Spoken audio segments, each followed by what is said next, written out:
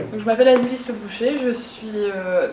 chargée d'études à la chaire de philosophie à l'hôpital et je travaille moi sur la contention, sur les méthodes de contention en psychiatrie. Et donc qu'est-ce que la contention? C'est l'immobilisation du corps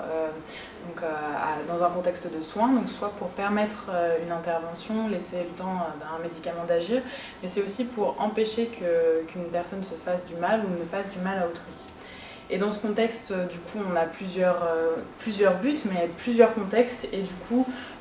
des pratiques qui sont plus ou moins controversées. Et donc, ce que va essayer de questionner la chaire de philosophie à l'hôpital, c'est en quoi un dispositif de contention donc volontaire, contenant, pourrait être intéressant à utiliser en amont de la crise, en dehors de ces indications de la Haute Autorité de Santé qui sont vraiment une solution de dernier recours, et donc en quoi ça pourrait être intéressant d'utiliser une alternative comme ça. Et donc parce qu'aujourd'hui la contention involontaire c'est vraiment mécanique, c'est celle qui est la plus encadrée, c'est celle qui pose le plus de soucis au sujet soigné, mais également aux soignants, et donc qui le place dans une situation un peu d'ambiguïté face à son éthique soignante, et notamment qui peut dégrader la relation thérapeutique. Et donc la proposition, c'est de pouvoir disposer d'un moyen d'apaisement pour les sujets pris en soins à l'hôpital, qui soit alternatif à la contention involontaire et qui renforce l'autonomie du sujet,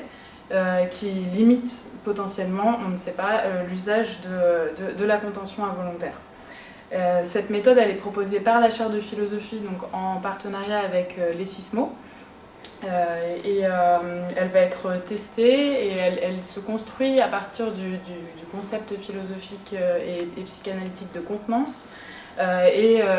des apports aussi des neurosciences de l'anxiété. Et donc l'objectif, c'est un dispositif qui permet de diminuer l'anxiété, de rassurer le sujet et de vraiment que ce soit au plus près